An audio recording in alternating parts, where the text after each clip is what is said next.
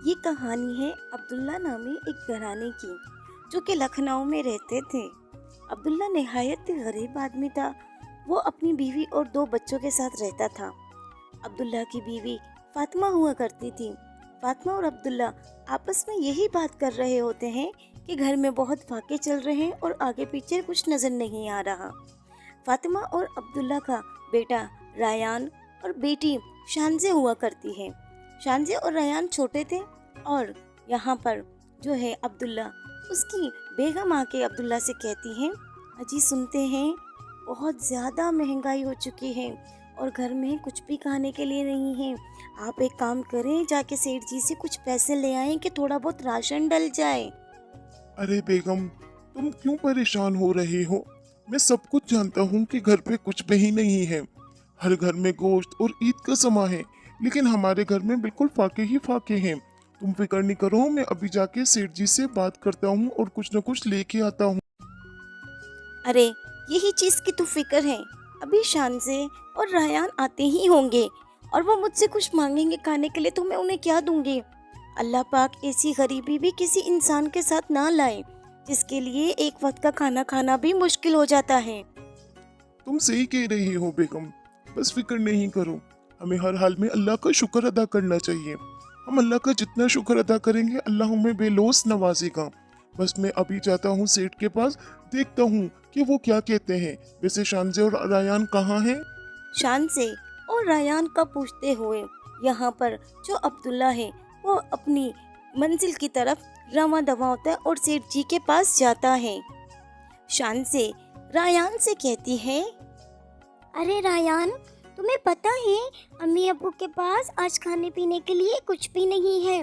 अम्मी बता रही थी कि कल ईद है और हमारे घर में कुछ भी राशन वाशन नहीं है। देखो, तुम अम्मी को बिल्कुल भी तंग मत करना, और हमने जो कुर्बानी का कहा था ना, हम उसके लिए भी अम्मी अब्बू को तंग नहीं करेंगे। बस ऐसा करेंगे, जो मिलेगा उसमें शुक्र अदा करेंगे। समझ आ गई तुम्हें? शांति, क्या तुम सच कह रही हो?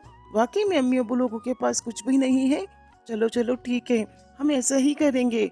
हम उनको बिल्कुल भी तंग नहीं करेंगे। जैसा मिलता है वैसे ही खा पी के अल्लाह का शुक्र अदा करेंगे। और अम्मी अब्बू को कुर्बानी का भी नहीं कहेंगे, जो कि हम दोनों ने डिसाइड किया था। ठीक है, अब तुम फिक्र नहीं करो। शान से और रायान दोनों बहुत ही अच्छे बच्चे होते हैं और वो यही दोनों डिसाइड करते हैं कि वो अम्मी अब्बू को बिल्कुल भी तंग नहीं करेंगे, ना कपड़ों के लिए और ना ही खाने पीने के लिए, यहाँ तक कि कुर्बानी के लिए भी अम्मी अब्बू को तंग नहीं करेंगे। बस अल्लाह का शुक्र अदा करेंगे। अब्दुल्ला अपने सेठ के पास आता है और अपनी दास्तान सारी सेठ जी को सुना देता है कि वो किस तरह से फाकों में ज़िंदगी गुजार रहे हैं।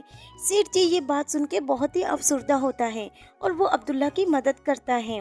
अब्दुल्ला को सेठ जी कहता है, मुझे तुम्हारी बातें सुन के बहुत ही अफसोस हो रहा है। मैं तुम्हारे लिए मदद करता हूँ। मेरे पास एक बकरा है जो छोटा है।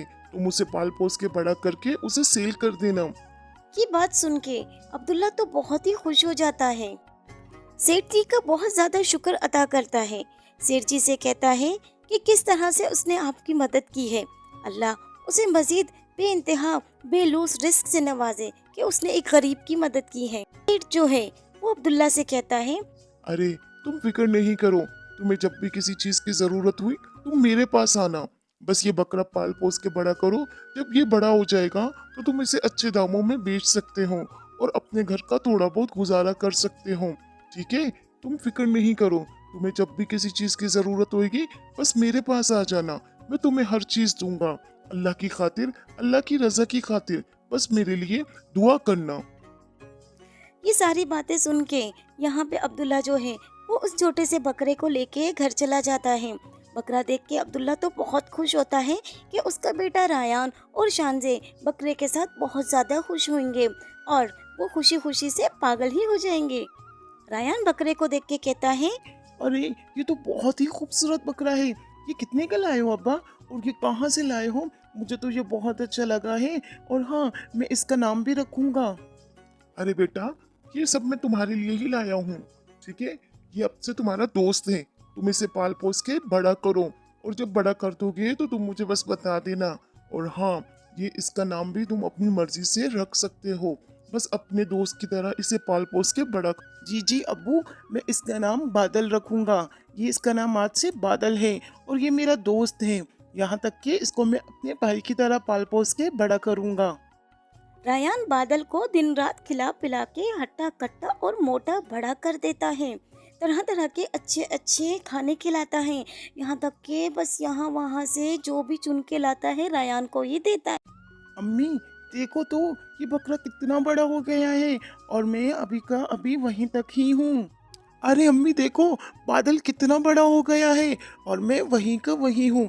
देखो ऐसा क्यों, बादल बड़ा हो गया और मैं छोटे का छोटा ही हूँ। अरे बेटा, ये जानवर की नस्ल है और जानवर की नस्ल जो होती है वो बहुत जल्द बड़ी हो जाती है। आप इंसान के बच्चे हो। इंसान जो होते हैं वो जल्दी जल्दी इतना ग्रो नहीं करते हैं जितने जानवर करते हैं। तुम इस चीज़ की फिक्र मत करो। हाँ हाँ हाँ, ठीक है, फिक्र नहीं करो। बादल के बड़े होने का इंतज़ार तो अब्दुल्ला काफ़ी अरसे से कर रहा था।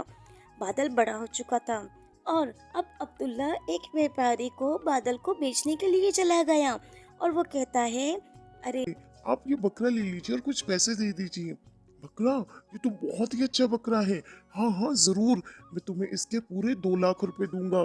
ठीक है, अब ये बकरा मेरा हुआ और मैं इसे अपने साथ लेके जा रहा हूँ। तुम एक काम करो, तुम जो पैसे हैं वो ले लो और अपने घर चलते जाओ। ये बकरा मुझे दे दो, ठीक है। बकरे के साथ तो जैसे अब्दुल्ला बहुत ही रोने लगा। वो धाड़े मार मार के रो रहा था कि उसका बकरा उससे जुदा हो रहा है। लेकिन हाय ये मजबूरियाँ। अरे, तुम बकरे को देख के इतना क्यों रो रहे हो? इसे बेचते हुए क्यों रो रहे हो? अगर ऐसा ही है कि तुम इसे नहीं बेचो, एक काम करो, ये पैसे भी रख लो और बकरा भी रख लो वापस, ठीक है। ये बात सुन के तो अब्दुल्ला बहुत ही खुश हो जाता है क्योंकि उसके पास बकरा भी आ जाता है और पैसे भी आ जाते हैं। फिर क्या होता है कि ईद कल होती है और रायान जो होता है वो बकरे की कुर्बानी के लिए बिल्कुल भी राजी नहीं होता है। रायान अपनी माँ से कहता है, अम्मी मैं बादल को अपने आप से जुदा नहीं कर सकता हूँ। अरे बेटा, कल कुर्बानी है और अब हम अल्लाह की राह में ये कुर्बान करेंगे बकरा तो अल्लाह हमें मज़ीद अता करेगा। तुम इस चीज़ की फिक्र नहीं करो। ये जो बादल है ना, ये तुमसे रोज़े महशर में मिलेगा और तुम्हारी मग़फ़िरत करेगा, ठीक है। मेरी दुआ है कि अल्लाह ताला हम सबको नेक और नेकी के रास्ते पे चलाए।